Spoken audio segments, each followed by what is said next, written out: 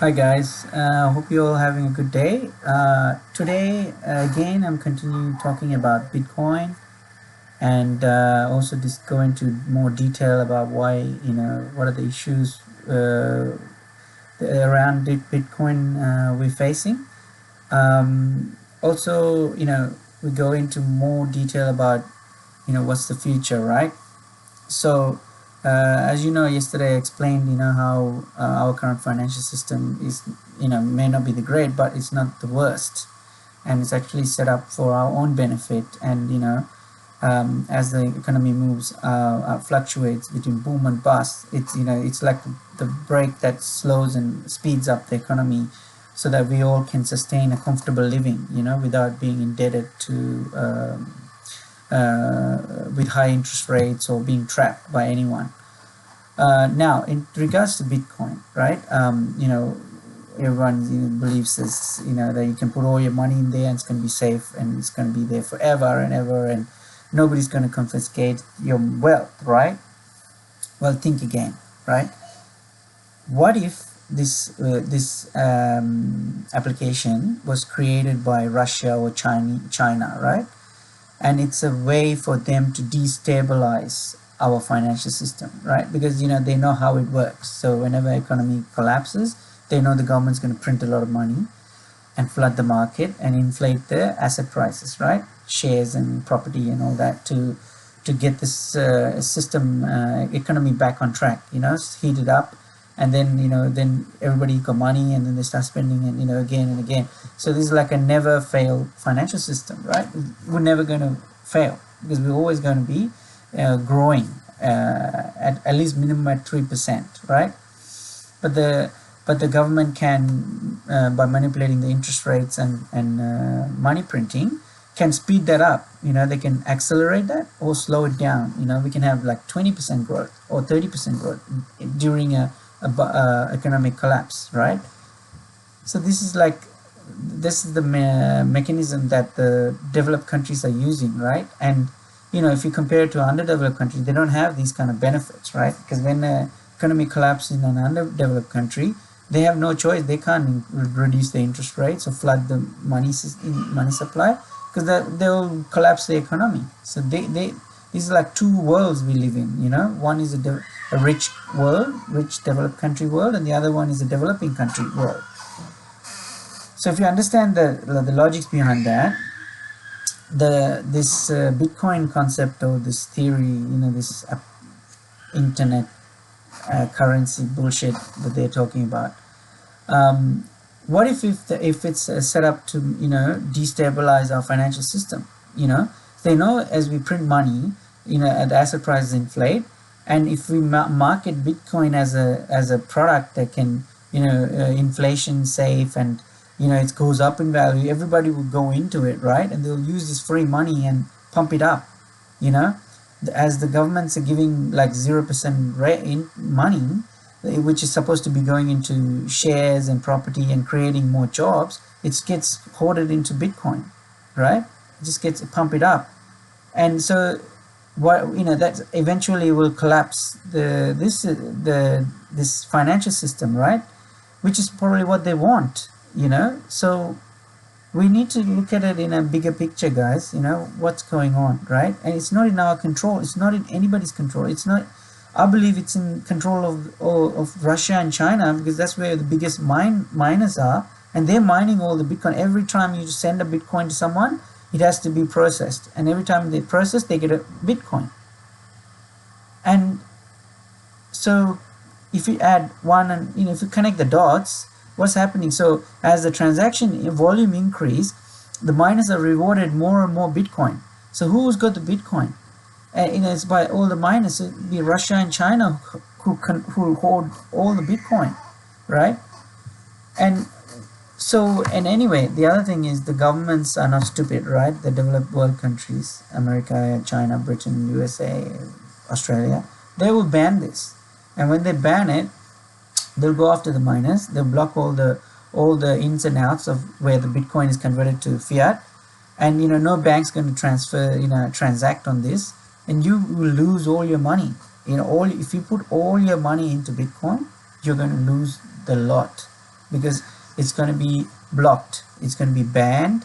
And and the other way, look at it, it's used by like people that want to hide their money, away from the government, because they don't want to pay taxes and stuff. In the underdeveloped countries, they have a legitimate concern where the government goes after the rich, right? Take their wealth and distribute it to the poor. These things happen, right? I don't say it doesn't, and you may want to protect your wealth away from the government, local government.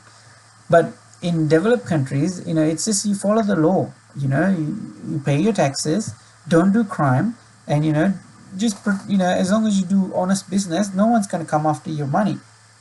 Pay your dues, and it's not, you don't need to put your money in Switzerland,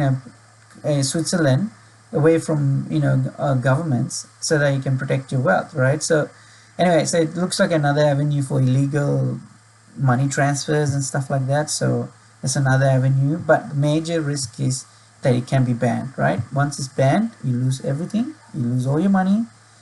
So just look at everything end to end, guys. If it's not in control of like the developed country people, you and I in America and Britain and the European nations, and the countries that have grown so rapidly, in this last 50 to 100 years, right? With the fiat system they use, right? The other thing they've been bring up, like the 70s, there America took the peg off the gold, right? And that was the start of the devaluation of the currency. Come on, guys, did America go poor? Did anybody go poor? When you peg your currency to an asset, right, like gold, which is a deflationary asset, right? Why don't we peg it to shares or something, shares of Apple? Wouldn't that be better? Because that means as the company grow, then your money supply grows, Why don't they do that? Instead of pegging it to cryptocurrency that doesn't create anything, doesn't create an income, there's no interest or anything. Even gold, right? Gold doesn't create any interest. It just goes up in value because it's a rare commodity and other people are willing to pay more money on it. Why don't we peg our currency to the stock market?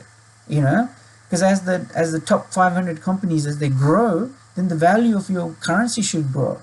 That's a better system. I don't mind supporting a system like that, because you need to support a currency or a system that grows your economy, as you go through economic collapses and boom bust cycles, because that's the nature of capitalism, right? Everybody jumps in and pump up something, and then something happens, there's a collapse, and then you don't want that affecting everyone, right? So you print some money, help them out, reduce the interest rates, restart the economy again, it booms again, then slow it down.